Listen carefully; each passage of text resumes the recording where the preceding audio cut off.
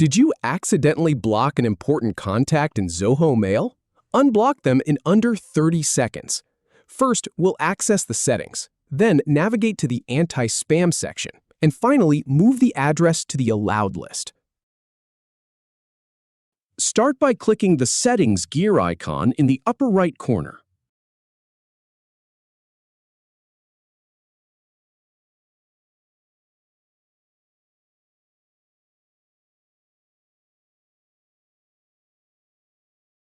Then scroll down the left sidebar and click on Anti-Spam.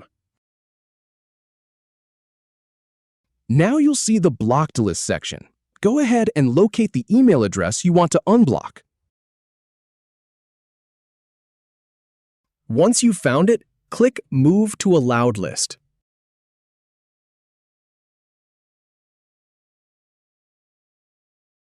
That's it. The address is now in your allowed list and automatically unblocked. Happy emailing! If you have any feedback or if any info is inaccurate, please leave a comment below. We'll do our best to answer or redo the video if needed. Thanks for watching.